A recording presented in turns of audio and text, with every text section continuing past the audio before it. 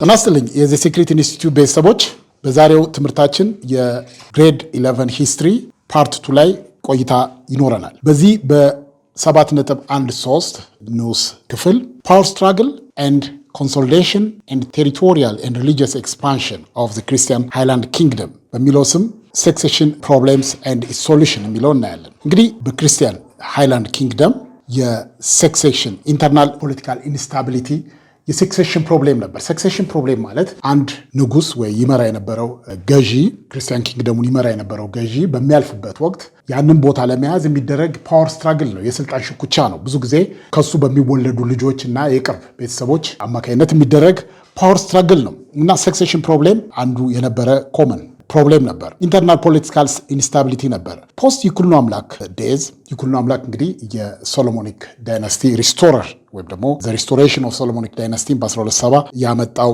ተብሎ የሚታመነው ነው። ሪስቶር አድርጊያለሁ የሚለው ንጉስ ነው።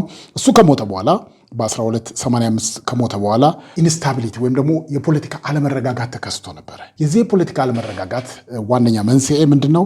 ስልጣን ለመያዝ እሱን ተክቶ ለመንገስ የሚደረግ ሽኩቻ ነበር። ፓወር ስትራግል ኢመርጅድ አሞንግ ይኩኖ አምላክ ሰንስ ኤንድ ግራንድ ሰንስ እንግዲህ በዛው ጂኒኦሎጂካል ላይን ከዛው ቤተሰብ ውስጥ በዛው የዘር ግንድ ውስጥ ባሉ በአብዛኛው ልጆቹና የልጅ ልጆቹ አማካይነት የሚደረግ ሽኩቻ ነው ስልጣን ለመያዝ እና ይሄ በጣም ኮመን ነበረ በኢትዮጵያ ሂስትሪ ውስጥ። የፓወር ስትራግል አንዱ ንጉስ ሲወርድ ወይም ሲሞት እሱን ለመተካት የሚደረግ ፓወር ስትራግል የነበረ ኢሹ ነበር እና ምንድነው በ1295 ከ1294 እስከ 1299 አንዱ ምሳሌ እንኳን ብንመለከት በእነዚህ በአምስት በሚሆኑ ዓመቶች 5 ንጉሶች ተቀያይረውበታል በዚህ ዘመን። ይህ የሚያሳየው ምን ያህል ፓወር ስትራግሉ ኢንቴንስ እንደነበረው። አንድ ንጉስ ይነግሳል፣ ወዲያው እሱን ያወርዱትና ሌላ ራይቫል ሌላ ኮንቴንደር ይገባኛል የሚል ሰፖርተሩን ይዞ እንደገና ስልጣን ይይዛል እና አንድ ጥሩ ምሳሌ በዚህ ከ1294 እስከ 1299 ባለው 5 ዓመታት ውስጥ 5 ነገስታት ለአጭር ጊዜ ስልጣን ይዘው እንደገና የወረዱበት ጊዜ ያሳያል። ይሄ የሚያሳየው ምን ያህል የፓወር ስትራግሉ ሲሪየስ እንደነበረ ያሳያል። እና ይህንን ችግር ለመቅረፍ ምን ዘዴ ተቀየሰ? አንድ ንጉስ በሚነግስበት ጊዜ ያንን ስልጣኑ ይገባናል የሚሉ የቅርብ ቤተሰቦቹን ሰብስቦ አንድ ቦታ በማቆየት እንደ እስር ሮያል ፕሪዝን ይባላል። ሮያል ፕሪዝን የሚባለው ምክንያቱም እንደ ሌላው ፕሪዝን አይደለም። ነገስታት የንጉሳውያን ቤተሰቦች ልጆች ናቸው። አንድ ቦታ ሰብስቦ ማሰር እንደ መፍትሄ ተደርጎ የተጀመረበት ጊዜ ነበር። ይህ የተጀመረው በ1300 አካባቢ ነው። በ1300 አካባቢ ይህንን የፓወር ስትራግሉን ይህንን የስልጣን ሽኩቻውን በቅርብ ቤተሰቦች አማካይነት የሚደረግ የስልጣን ሽኩቻ መልክ ለማስያዝ አንድ ዘዴ ይቀየሳል። ይህ ዘዴ ምንድነው? ማውንቴን ፕሪዝን ማውንቴን ፎርትረስ አምባግሼን አሁን አምባግሼን የሚባለው አካባቢ ከፍተኛ እጅግ በጣም ከፍተኛና ኢንአክሰሲብል ለመውጣት በጣም አስቸጋሪ የሆነ ከፍተኛ ቦታ ላይ ሮያል ፕሪዝን ይቋቋማል እና አንድ ንጉስ በሚነግስበት ጊዜ የእሱ የቅርብ ዘመዶች ቤተሰቦቹ፣ የአጎት ልጆቹ የመሳሰሉትን ሰብስበው እዛ ሮያል ፕሪዝን ይቀመጣሉ። ዙሪያውን ይጠበቃል።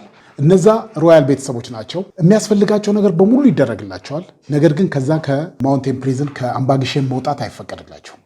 እንዲህ በማድረግ የፓወር ስትራግሉን ለመቋቋም የተደረገ ጥረት ነበር እና አምባግሼን በታሪክ ውስጥ የሚታወቀው በዚህ ነው እና አምባግሼን ወይም ደግሞ ደብረ ነገስት ይባላል was created to resolve this succession issue። አንድ ንጉስ በሚነግስበት ጊዜ እሱን ገልብጠው ሌሎች የቅርብ ቤተሰቦቹ ስልጣን እንዳይዙ ምን ማድረግ ተጀመረ? ቤተሰቦቹ የሆኑትን የቅርብ የስልጣን ይገባኛል የሚሉትን የቅርብ ወንድም እህት የመሳሰሉትን የቅርብ ቤተሰቦቹን እዚህ ሮያል ፕሪዝን ወይም ደግሞ አምባግሼን ሰብስቦ ማስቀመጥ። እድሜ ልካቸውን እዛ ነው የሚቀመጡት። ስለዚህ ሜል ዲሴንዳንትስ ኦፍ ይኩኖ አምላክ ልጆቹን ብቻ በመተው ከልጆቹ ውጭ ያሉትን የሱን ቤተሰቦች ዲሴንዳንቶቹን ወር ኮንፋይንድ አት አምባግሼን ዜወር አላውድ። እንግዲህ ከሌላው ኖርማል ፕሪዝን የሚለየው ምንድነው? ሮያል ፕሪዝን የሚባልበት ምክንያት ምንድነው? ሁሉ ነገር ይሟላላቸዋል። ለአንድ ለንጉሳውያን ቤተሰብ የሚያስፈልገው ነገር በሙሉ ይሟላላቸዋል ኤክሰፕት ዋን ቲንግ። ከዛች ከአምባግሼን መውጣት ግን አይፈቀድላቸው። ዜወር አላውድ ኤጁኬሽን፣ አግሪካልቸራል ወርክ፣ ማንኛውም ግብርና ስራዎች ውስጥ መሳተፍ ይችላሉ፣ ይማራሉ፣ ማግባት ይችላሉ፣ ሁሉ ነገር ማድረግ ይችላሉ ኤክሰፕት ዋን ቲንግ። የተከለከሉ ነገር ግን ምንድነው? ዜወር ፕሮሂቢትድ ፍሮም ሊቪንግ ዘ ማውንቴን፣ ከዛ መውጣት ግን አይችሉም። ይሄ በሚዲቫል ፒሪየድ ወቅት ይሄ ፕሮብሌም ኦፍ ሰክሴሽንን ለመቅረፍ የተደረገ ቀናቃኞችን የአግቶ ማስቀመጥ ሁኔታ ነው። እንግዲህ እዚህ እንደምትመለከቱ አሁን ግሼን ማርያም የሚባል ኮመንሊ ይታወቃል። ወደ ሰሜን ኢትዮጵያ ወደ ያለበት አካባቢ አሁን የምንመለከተው ይሄ ነው። እዚህ አካባቢ ነበር ሮያል ፕሪዝኑ የነበረው። ማውንት አምባ ግሼን ይባላል። ይሄ አሁን ቤተክርስቲያን ያለበት በጣም ኢንአክሰሲብል የሆነ ቦታ ነው። ዝም ብሎ እዛ ላይ ማስቀመጥ ብቻ ሳይሆን ዙሪያውን ይጠበቃል። ስለዚህ አይወርዱም ከዚህ እድሜ ልካቸውን እዚህ ነው የሚኖሩት የነበረው ማለት ነው። ይሄ አንዱ የሚዲቫል ፒሪየድ አንዱ መገለጫ ነበረ። ሌላው ሴኩሪቲ እና ኮንሶሊዴሽን ነው፣ የደህንነት ማስጠበቅ ሁኔታ ነው። ዘ ማውንቴንስ ፓስ እንግዲህ ምን ይመስላል? ሮያል ፕሪዝን ስንል ንጉሱ ደህንነት አይሰማውም። እነዛ ሰዎች በዛ ማውንቴን ፕሪዝን ተከተው እስካልተቀመጡ ድረስ የሴኩሪቲ ኢሹ ስላለበት የተፈጠረ ጉዳይ ነው። ዘ ማውንቴን ፓስስ ኤንድ ፉት ሂልስ ወር ፕሮቴክትድ። ቅድም እንዳልነው ማውንቴን ፕሪዝን ውስጥ ማስቀመጥ ብቻ ሳይሆን ዙሪያውን በሚገባ ይጠበቃል። ባይ ዋሪየርስ ሎያል ቱ ዘ ሬኒንግ ኪንግ፣ ስልጣን ላይ ላለው ንጉስ ታማኝ በሆኑ ወታደሮች ዙሪያውን ይጠብቁት ነበረ። ምንድን ነው የሚደረገው? አንዱን ስልጣን ይገባኛል የሚለውን የንጉስ ቤተሰብ አስመልጠው ንጉሱን በመገርሰስ ወደ ስልጣን የሚያወጡ ግሩፖች አሉ። እነዛ ግሩፖች ያን የሚደግፉትን ፕሪንስ ስልጣን ላይ እንዲወጣ ካደረጉ ተጠቃሚ ነው የሚሆኑት። ያው እነሱን ደግሞ ይሾማቸዋል በተለያየ ቦታ። ስለዚህ እነዚህን ሮያል ሜምበርስ አንድ ቦታ አፍኖ ገድቦ ካላስቀመጠ በስተቀር የደህንነት ስሜት አይሰማውም ነበር። ምክንያቱም ለማስመለጥ እነሱን ከዛ ከሮያል ፕሪዝን አስመልጦ ተዋግቶ እነሱን ይዞ የማንገስ ሙከራዎች ነበሩ። ስለዚህ በሚገባ መጠበቅ ነበረባቸው። ምክንያቱም እነሱም ኢኳሊ ኢንታይትልድ ናቸው፣ የመንገስ መብቱ አላቸው። ምክንያቱም የዛ ዘር ሐረግ ስላላቸው እነሱን አስመልጦ ወደ ስልጣን በማምጣት ተጠቃሚ ለመሆን የሚፈልጉ ተከታዮቻቸው አሉ። ስለዚህ በሚገባ ፕሮቴክት መደረግ ነበረባቸው። ዚስ ሲስተም ኢንሹርድ ስሙዘር ሰክሴሽን። እንዲህ በማድረግ እንግዲህ ስሙዝ የሆነ ሰክሴሽን ከአንዱ ወደ አንዱ ኖርማል በሆነ ሁኔታ የስልጣን ሽግግር ሁኔታ እንዲቀጥል ጥረት ተደርጓል፣ ያለ ረብሻ ያለ ጦርነት። ስለዚህ ዚስ ሲስተም ኢንሹርድ ስሙዘር ሰክሴሽን ኤንድ ኤድድ ኢን ኮንሶሊዴሽን ኦፍ ዘ ክርስቲያን ስቴት። ይህም በማድረግ የክርስቲያን መንግስቱን ወይም የክርስቲያን ሃይላንድ ኪንግደሙን ለማረጋጋት ጥረት ተደርጓል። ስለዚህ ሮያል ፕሪዝኑ ለነበረው ችግር መፍትሄ ነው፣ እንደ መፍትሄነት የተቀመጠ ሶሉሽን ነበረ። በኋላ ግን ይሄ ሮያል ፕሪዝን እነዚህን ፕሪንሶችን እነዚህ ተፎካካሪዎችን በአምባ ግሼን አስሮ የማስቀመጥ ሁኔታ ግን ቀስ ብሎ እየተዳከመ ሄዶ ሊቆም ችሏል። በተለይ ዘ ፕራክቲስ ኮንቲኒዩድ አንቲል አምባ ግሼን ዋዝ ዲስትሮይድ ባይ ኢማም አህመድ። እንግዲህ በኋላ በምንመለከተው በ16ኛው ክፍለ ዘመን አንዱ ትልቁ የተከሰተው ሁኔታ ምንድነው? በክርስቲያን ኪንግደሙና በሙስሊም ሱልጣኔት ኦፍ አደል የተደረገው በአህመድ ግራኝ በሚመራው የሙስሊም ሱልጣኔት መካከል የተደረገው ጦርነት ነው። ከዚህ ጦርነት በኋላ ከአህመድ ግራኝ ጦርነት ጊዜ በኋላ ይህ ፕራክቲስ ቀርቷል። የተከሰተው ነገር ምንድነው? በዚህ ሮያል ፕሪዝን በአህመድ ግራኝ እና በክርስቲያን ኪንግደሙ መካከል በተደረገው ጦርነት ምክንያት አህመድ ድል ቀንቶት የተለያዩ ቦታዎችን ተቆጣጥሮ ነበር እና ይህን ሮያል ፕሪዝን ከማረከው ቦታዎች አንዱ ነው። ሲማርከው ሮያል ሜምበርስ በሙሉ አንድ ቦታ ተሰብስበውለት ነው ያገኘው። ሰክሴሰር ወደፊት ንጉስ ለመሆን እጩ የሆኑ የሮያል ፋሚሊ ቤተሰቦች አንድ ቦታ ተሰብስበውለት ነው ያገኘው እና ለሱ ኢዚ ቪክቲም ናቸው። በቀላሉ እነሱን ለማጥቃት ችሏል። ምክንያቱም አንድ ቦታ ተሰብስበው አምባ ግሼንን ተቆጣጠረ ማለት የወደፊት የክርስቲያን ኪንግደም መሪዎች አንድ ቦታ ተሰብስበውለት አገኘ ማለት ነው እና ከዛ ጊዜ በኋላ ብዙዎቹን ያኔ ተፈጅተዋል፣ ብዙዎቹ ጥቃት ደርሶባቸዋል። ከዛ በኋላ ይሄ ፕራክቲስ ቆሟል ከአህመድ ግራኝ ጦርነት በኋላ።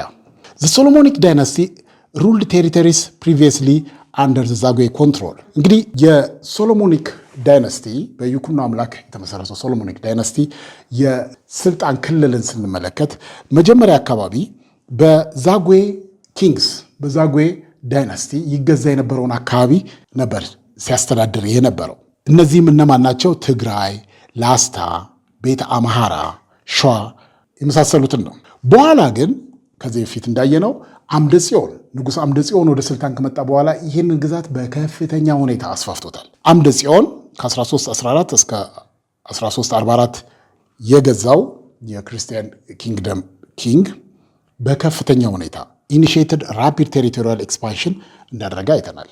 ከሱ በፊት የነበሩት ሞሮሌስ ዛጉዌ ዳይናስቲ ያስተዳድረው የነበረውን ግዛት ነበር ያስተዳድረው የነበረው። አምደ ጽዮን ሲመጣ ግን ይህን ግዛት በከፍተኛ ሁኔታ አስፋፍቶታል። ከዚህ በፊት እንደጠቀስ ነው ዘ ሞስት ኤክስፓንሽኒስት ኪንግ ኦፍ ዘ ሚዲቫል ፒሪየድ የሚባለው አምደ ጽዮን ነበረ እና ብዙ ግዛቱን በከፍተኛ ሁኔታ አስፋፍቶት እንደነበረ አይተናል።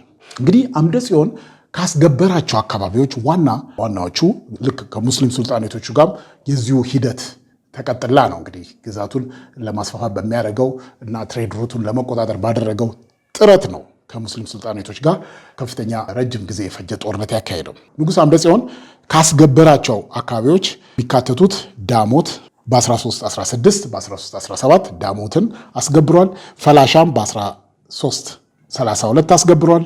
ጎጃምን በ1323/24 አስገብሯል ማለት በቁጥጥር ስር አድርጎ ትሪቢዩተሪ አድርጓል። ትሪቢዩተሪ ማለት ግብር የሚገብር ግብር እስከገበረ ድረስ የራሱን ወኪል አስቀምጦ ያስተዳድረው ነበረ። ስለዚህ እነዚህም ቦታዎች በግዛቱ ውስጥ ካካተታቸው አካባቢዎች የሚጠቀሱ ናቸው።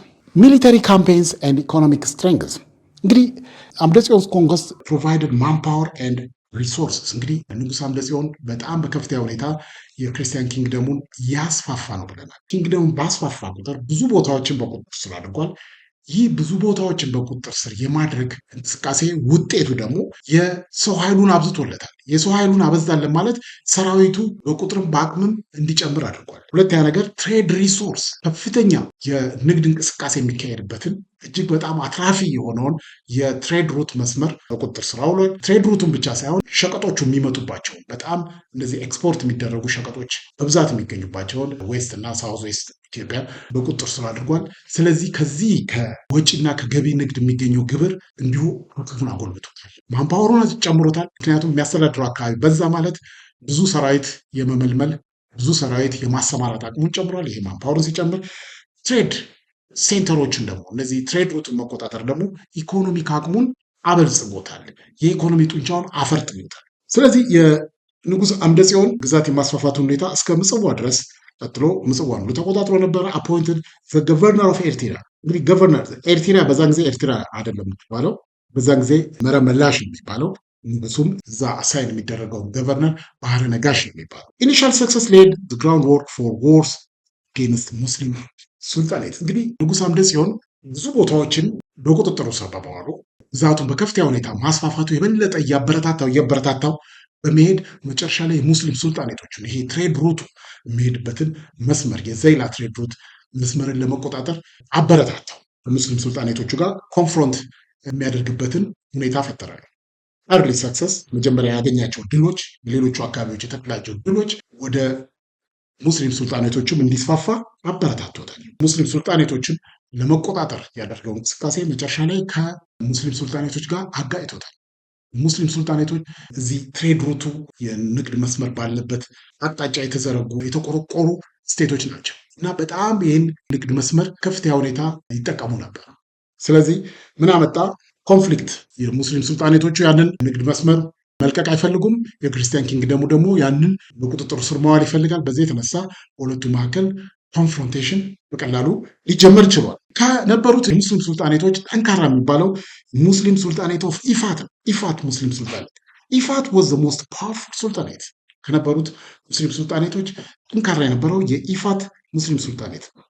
ይህ ጠንካራ የሙስሊም ሱልጣኔት የክርስቲያን ኪንግደሙን ስጋት ላይ ጥሎታል። የዚህ ጠንካራ ሙስሊም ሱልጣኔት መኖር የክርስቲያን ኪንግደሙ ስጋት ላይ የጣለው ነበር። የስጋቱ ምንጭ ደግሞ ምንድነው? ሁለቱም አይናቸው ኢኮኖሚክ ጥቅም የሚገኝበትን የንግድ መስመርን ለመቆጣጠር የሚያደርጉት ፍላጎት ነው። ሙስሊም ሱልጣኔቶቹ ያንን ሊለቁ አይፈልጉም። የክርስቲያን ኪንግደሙ ደግሞ በከፍተኛ ሁኔታ ይፈልገዋል። ስለዚህ ሁለቱም ሁለታቸው ይህንን በጣም አትራፊ የንግድ መስመር ሞኖፖላይዝ አድርጎ ለብቻቸው ለመጠቀም የሚያደርጉት ፍጥጫ ሁለቱን ወደ ግጭት መርቷቸዋል። አምደ ጽዮን ይህንን የሙስሊም ሱልጣኔት ኦፍ ኢፋትን ለማጥቃት አጋጣሚዎችን ይጠብቅ ነው። he was waiting for the right opportunity። አምደ ጽዮን prepared cautiously for conflict, waiting for a pretext። ይህንን ሙስሊም ሱልጣኔት ኦፍ ኢፋት ይሄ አቅሙ እየጎለበተ የመጣ እዚህ በትሬድ ሩቱ በሚገኘው ከፍተኛ ገቢ ኢኮኖሚ አቅሙ የጎለበተ እየጠነከረ የመጣ የሙስሊም ሱልጣኔትን ለማጥቃት ሰበብ ነበር የሚፈልገው። በጥንቃቄ ሰበብ በመጠበቅ ላይ ያለ የሚፈልገውን ሰበብ በ1328 አግኝቶታል። ምንድን ነው የተከሰተው? በ1328 የሙስሊም ሱልጣኔት ኦፍ ኢፋት አሬስትድ አምደ ጽዮንስ ኮሜርሻል ኤጀንት፣ የአምደ ጽዮን የንግድ ወኪል፣ በዛ መስመር የሚንቀሳቀስ የንግድ ወኪል የሙስሊም ሱልጣኔቱ ሰዎች በቁጥጥር ስር ያውሉታል። ይሄ አምደ ጽዮን ሲፈልገው የነበረውን ሰበብ ኢፋትን ለማጥቃት ይጠብቀው የነበረውን መልካም ሰበብ ስለሰጠው 1328 አምደ ጽዮን ሎንችድ አን አታክ ኦን ዚ ሙስሊም ሱልጣኔት ኦፍ ኢፋት። በ1328 ጥቃት ይሰነዝራል። ከዛ በኋላ ምን ተከሰተ? አምደ ጽዮንስ ፎርስ ጌንድ አን ኢዚ ቪክትሪ። በቀላሉ የሙስሊም ሱልጣኔት ኦፍ ኢፋትን አሸነፉ። አሸነፉ የአምደ ጽዮን ሰራዊት። ረንደሪንግ ቪሌጅ ኢንክሉዲንግ ኢፋት እንግዲህ አካባቢውን ጦርነት ሲካሄድ የአሸናፊው አካል ያንን አካባቢ ያወድመዋል። ስለዚህ አምደ ጽዮን ኢፋትን አሸነፈ። መንደሮች ተቃጠሉ፣ ብዙ ውድመት ደረሰ። የኢፋት የሙስሊም ሱልጣኔት ኦፍ ኢፋት ሱልጣኑ ዳርዴር ይባል ነበረ። ዳርዴር ሎንችድ ካውንተር ኦፌንሲቭ ድጋሚ አቅሙን አሰባስቦ ዳግም የአምደ ጽዮንን ሰራዊት ለመግጠም ሞክሮ ነበር። ነገር ግን አልተሳካም። አሁንም በድጋሚ ተሸነፈ። ስለዚህ የሙስሊም ሱልጣኔት ኦፍ ኢፋት መገበር ጀመረ። ትሪቢዩተሪ ሆነ መገበር ጀመረ ማለት ነው። ብዙ ጊዜ በሙስሊም ሱልጣኔት በዚህ በኢፋት ብቻ ሳይሆን ከአዳል ጋር ሙስሊም ሱልጣኔት አዳልም ጋር ስንመለከት ሌሎቹም ጋር አቅም በሌላቸው ጊዜ ትሪቢዩት ግብር ይገብራል። አቅም በሚያፈሩበት ጊዜ ግን ትሪቢዩት መገበር ወይም ደግሞ ግብር መገበር ያቆማል። ግብር መገበር ማቆም ማለት የማመፅ ምልክት ነው። ስለዚህ ተገቢውን ግብር ሳይገብሩ ሲቀሩ ወዲያውኑ የክርስቲያን ኪንግደም ሰራዊቱን ያዘምታል እና ብዙ ጊዜ እንደዚህ አይነት ሪሌሽንሽፕ ነበራቸው። ፓወር ዳይናሚኩ እንደዚህ ይቀያየር ነበር። ሌላው 1317 ሙስሊም ሱልጣኔት ኦፍ ሀዲያ ወዝ አኔክስድ አምደ ጽዮን በቁጥጥር ስር ይውላል። ሪቤሊየን ሌድ ባይ ጋራድ አማኖ ወዝ ክረሽድ። ተደጋጋሚ ሙስሊም ሱልጣኔት ኦፍ ሀዲያ መሪ የነበረው ጋራድ አማኖ የተለያዩ ስራዎች አድርጎ ነበር፣ ግን አልተሳካለትም። ስለዚህ በቁጥጥር ስር ወይም ደግሞ ትሪቢዩተሪ ሆኖ ቀጥሏል ማለት ይገብራል ለአምደ ጽዮን መንግስት ማለት ነው፣ ለክርስቲያን ኪንግደም መሪ። ፎርሜሽን ኦፍ አሊያንስ አጌንስት አምደ ጽዮን እንግዲህ አምደ ጽዮን ብዙ ሙስሊም ሱልጣኔቶችን እና ሌሎችንም በቁጥጥር ስር በመዋል ትሪቢዩተሪ ወይም ገባር አድርጓቸው ነበር። ነገር ግን ሙስሊም ሱልጣኔቶቹ አርፎ አልተቀበሉ። ምን አደረጉ? they started making alliance ህብረት ማድረግ ጀመሩ። በተለይ የሙስሊም ነጋዴዎቹ የዚህ የትሬድ ሩቱ ዋነኛ ተጠቃሚዎች ብዙዎቹ ነጋዴዎች ሙስሊም መርቸንትስ ናቸው። ሙስሊም መርቸንትስ ፎርምድ ዩናይትድ ፍሮንት አጌንስት ክርስቲያን ኪንግደም። ሙስሊም መርቸንትስ ከሙስሊም ሱልጣኔት መሪዎች ጋር በመተባበር የክርስቲያን ኪንግደሙን መንግስት ቻሌንጅ ለማድረግ ሙከራ ያደርጋሉ። ሰብረዲን ዘ ፈርስት ኦፍ ኢፋት ሌድ ዘ አላያንስ። የኢፋት መሪ የነበረው ሰብረዲን ዘ ፈርስት ይህንን ህብረት የሚመራው ነበር። ይህንን የማስተባበር ሚና ሙስሊም መርቸንቶችን አስተባብሮ ከክርስቲያን ኪንግደሙ ጋር ፍሮንት ለማድረግ የሚደረገውን ጥረት ያስተባብር የነበረው የሙስሊም ሱልጣኔት ኦፍ ኢፋት መሪ የነበረው ሰብረዲን ዘ ፈርስት ነበር። በኋላ ዘይ ስታርትድ አታኪንግ ኢን 1332 የክርስቲያን ኪንግደሙን ታክ ማድረግ ጀመሩበት። ዘይ ወር አልቲሜትሊ ዲፊትድ። በዚህም ሙከራ አልተሳካላቸውም፣ ተሸነፉ።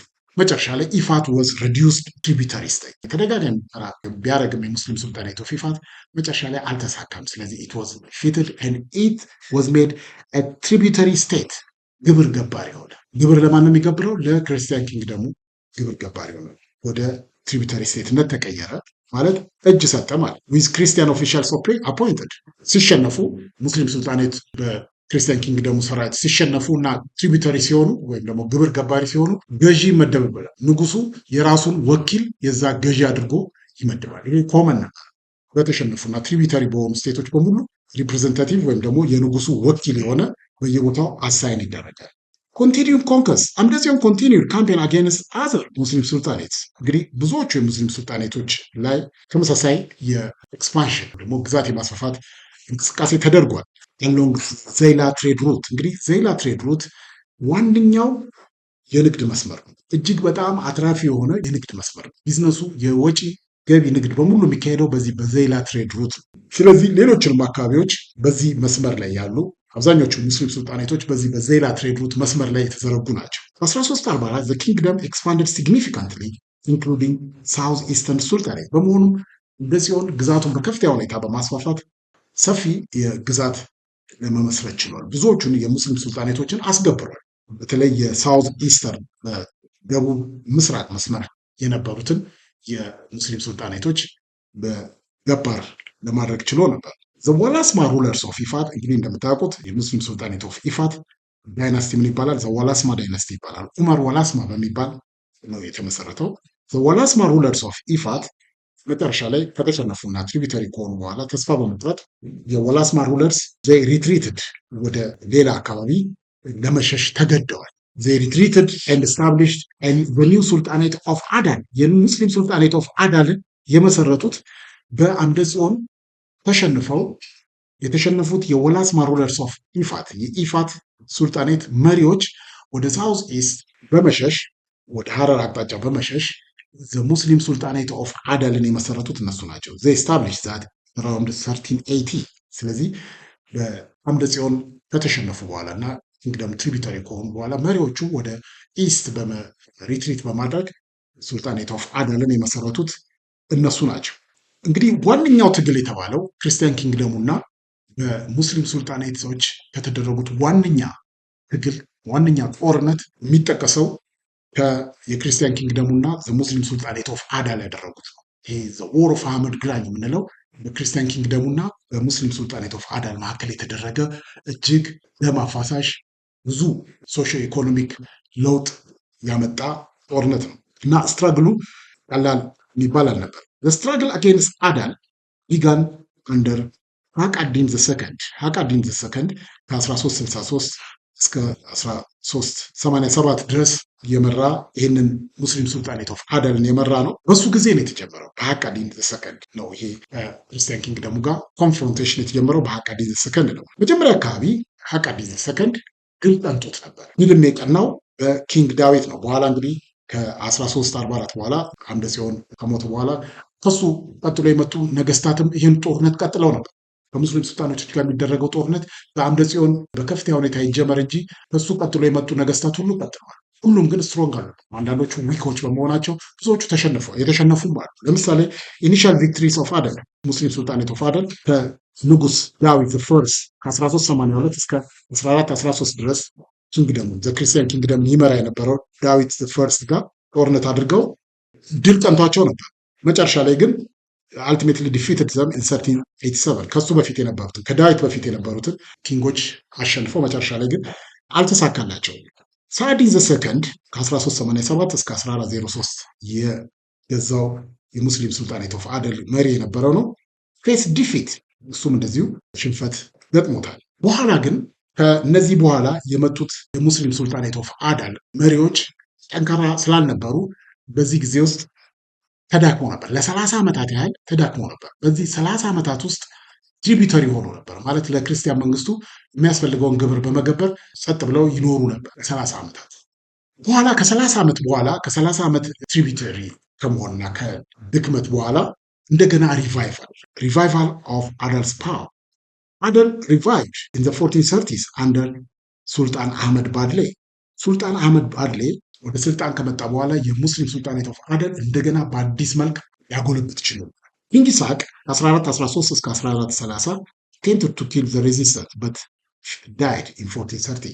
ኪንግ ይስሐቅ የሚባለው የክርስቲያን ኪንግደሙ መሪ የዚህን በአህመድ ባድሌ የሚመራውን በአዲስ መልክ ጉልበት ያፈራውን የሙስሊም ሱልጣኔት ኦፍ አደል ፍረሽ ለማድረግ ሙከራ አድርጎ ነበር፣ ግን አልተሳካለትም። ምክንያቱም በ1430 ሊሞት ችሏል። በኋላ ዘራ ያዕቆብ ከ1434 እስከ 1468 የገዛው የክርስቲያን ኪንግደም ኪንግ ዘራ ያዕቆብ ሱልጣን አህመድን በማሸነፍ በቁጥጥር ስር ሊያውል ችሏል። ይሄ 1445 ነው። በኋላ ደግሞ የዘራ ያዕቆብ ካለፈ በኋላ እሱን ተክተው የመጡት የክርስቲያን ኪንግደም መሪዎች ደግሞ ደካሞች ነበሩ። ደካሞች በመሆናቸው እንደገና ሙስሊም ሱልጣኔት ኦፍ አደል አቅሙ ሊያጎለብት ችሏል። ዲክላይን ኦፍ ዘ ክርስቲያን ሃይላንድ ኪንግደም ዘ ኪንግደምስ ፓወር ዲክላይንድ ኢን ዘ ሌት 15th ሴንቸሪ ከ15 ወደ መጨረሻው አካባቢ ካለው 15ኛ ሴንቸሪ በኋላ የክርስቲያን ኪንግደሙ አቅም ሊደክም ችሏል። በተለይ ዘራ ያዕቆብ ከሞተ በኋላ ጠንካራ ነገስታት አልመጡም ነበር። በተለይ በእደ ማርያም ንጉስ በእደ ማርያም ከ1468 እስከ 1478 የመራው የክርስቲያን ንጉስ ፌስድ ፈርስት ሲሪየስ ዲፊት በሙስሊም ሱልጣኔቶች መራራውን ሽንፈት የተቀበለ የክርስቲያን ኪንግደም ንጉስ ነበር። ስለዚህ ፓወር ዳይናሚኩ አንዴ ሙስሊም ሱልጣኔቶች ጉልበት ያፈራሉ፣ አንዳንዴ ደግሞ የክርስቲያን ኪንግደሙ ጉልበት ያፈራል፣ ይቀያየር ነበር። መጨረሻ ላይ ግን እጅግ በጣም ጠንካራ የሚባል ንጉስ ወይ ሱልጣን የሙስሊም ሱልጣኔት ኦፍ አደልን መምራት ጀመረ። አህመድ ኢብን ኢብራሂም አልጋዚ ነው፣ ወይም ደግሞ አህመድ ግራኝ ብለን የምንጠራው ነው። በሱ ጊዜ ከፍተኛው ደረጃ ላይ የሙስሊም ሱልጣኔት ኦፍ አደል ከፍተኛው የጥንካሬ ደረጃ ላይ ደርሶ የነበረው በአህመድ ግራኝ ዘመን ነው። በዚህ ዘመን ነው የሙስሊም ሱልጣኔት ኦፍ አደል ትልቁ ድል በክርስቲያን ኪንግደሙ ላይ የተቀዳጀው። ይህ ድል በ1529 የተቀዳጁ ሲሆን ድሉም የተገኘው ልብነ ድንግልን በማሸነፍ ነው። በ1529 በኋላ በዝርዝር እንመለከተዋለን።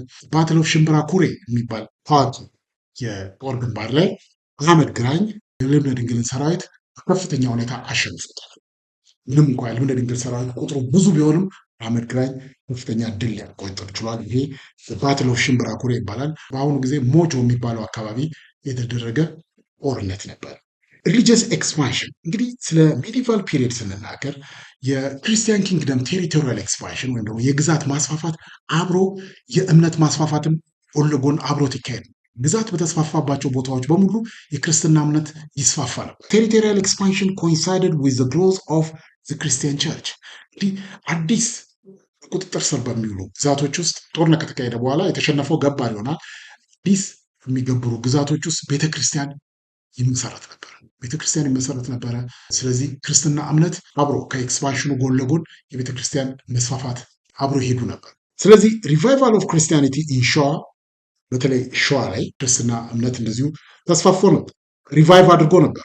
ሸዋ ሴንተርድ አት ደብረ አሰቦ፣ አሁን ደብረ ሊባኖስ ብለን የምንጠራው አካባቢ የክርስትና እምነት በከፍተኛ ሁኔታ ተስፋፍቶ ነበር። ሞናስቲሲዝም ማለት የሞናስትሪዎች የተለያዩ ቦታዎች ገዳሞች መመስረት የተለመደ ሆኖ ነበር። እንደምታውቁት የደብረ ሊባኖስ ሞናስትሪ ነው እና ሞናስቲሲዝም ቢካም ዶሚነንት። ሞናስቲሲዝም ወይም ደግሞ የገዳሞች የቦታው መመስረት ኮመን ሆኖ ነበር። ዊዝ ኪ ፊገርስ ላይክ አቡነ ተክለ ሃይማኖት።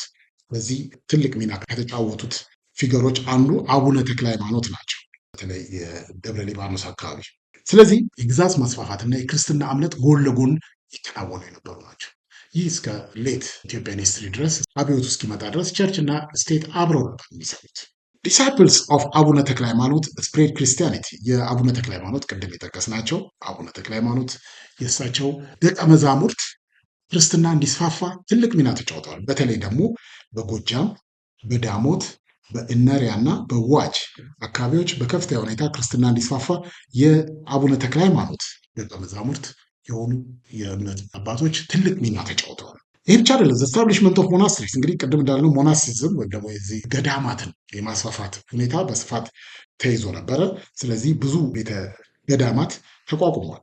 ስታብሊሽመንት ኦፍ ሞናስትሪስ ኤንድ ቸርችስ ኢን ዘ 14th and 15th centuries አዳዲስ የክርስቲያን ኪንግደሙ ግዛት በተስፋፋባቸው አካባቢዎች ቤተክርስቲያኖችና ገዳማት በብዛት ይቆረቆሩ ነበር። በተለይ ሌክ ዝዋይ አካባቢ አሁን ዝዋይ ሐይቅ ላይ ያሉ ገዳማት እና ጣና ሐይቅ ላይ ያሉ ገዳማት በዚህ ወቅት ስታብሊሽ የተደረጉ ናቸው። ቸርች ስቴት አለ። ኪንግ ሰፖርት ቸርች ኮንስትራክሽን ኤንድ ላንድ ግራንት። ነገስታቶች እንዴት ነው ቸርች የሚያበረታቱት? ቤተክርስቲያን የሚገነባበትን አስፈላጊ ድጋፍ በማድረግ ቤተክርስቲያኖች በተስፋፉበት አዳዲስ ገባር ስቴቶች ወይም ደግሞ ትሪቢተሪ ስቴትስ በተመሰረተባቸው አካባቢዎች በሙሉ ቸርቾች እንዲስፋፉ ድጋፍ ያደርጉ ነበር ነገስታት። ለዚህም አስፈላጊውን መሬት ይሰጡ ነበር። ዘ ክለርጂ ፕሌይድ ሲግኒፊካንት ሮል ኢን ፕሮሞቲንግ ክርስቲያኒቲ። ስለዚህ በመሆኑ ቀሳውስቶቹ ክርስትና በአዳዲሶቹ ግዛቶች እንዲስፋፋ ትልቅ ሚና ይጫወቱ ነበር። ህዝቡ ክርስትና እንዲነሳ፣ ክርስትና እምነትን እንዲቀበል በከፍተኛ ሁኔታ ይሰብኩ ነበረ። በመሆኑም ብዙዎች ክርስትናን ይቀበሉ ነበር። ይህም ማድረግ ብቻ ላይ አይደለም ቀሳውስቱ የተመሰረቱት። ፕሮሞቲንግ ክርስቲያኒቲ እሱ ዋናው አንዱ ፐርፐዛቸው፣ ግን ጎን ለጎን ደግሞ ሌጂቲማይዚንግ ኪንግሺፕ፣ ህዝቡ ለነገስታቱ እውቅና እንዲሰጥ። ምክንያቱም ኒውሊ ኢንኮርፖሬትድ የሆኑ ሪጅኖች ናቸው። በፊት ኢንዲፔንደንት የነበሩ ግዛቶች ናቸው። አሁን በቅርብ ስለሆነ በክርስቲያን ኪንግደሙ የተጠቃለሉት ለክርስቲያን ኪንግደሙ እውቅና እንዲሰጡ፣ ለነገስታቶቹ እውቅና እንዲሰጡ። ሌጂቲማታይዝ ማለት ነው እውቅና እንዲሰጡ የማግባባት ስራ ይሰሩ ነበር። ስለዚህ they preach the people to accept the kingship of the Christian kingdoms። ይህ የቤተ ክርስቲያንና የመንግስት ወይም ደግሞ የቸርችና የስቴት ወዳጅነት ከፍተኛ ደረጃ ላይ ደርሶ የነበረው በንጉስ ዘርዓ ያዕቆብ ጊዜ ነበር። ዘርዓ ያዕቆብ ፈላስፋው ንጉስ ነው የሚባለው እና ብዙ የቸርች እውቀትም ያላቸው ንጉስ ናቸው። ስለዚህ በዚህ ጊዜ ነው የቤተ ክርስቲያንና የመንግስት ግንኙነት ከፍ ደረጃ ላይ ደርሶ የነበረው በዘርዓ ያዕቆብ ዘመነ መንግስት ነው፣ 1434 እስከ 1468 ባለው ጊዜ ውስጥ። በዚህ የዛሬውን ትምህርታችን እናጠናቃለን። ለነበረን ጊዜ አመሰግናለሁ።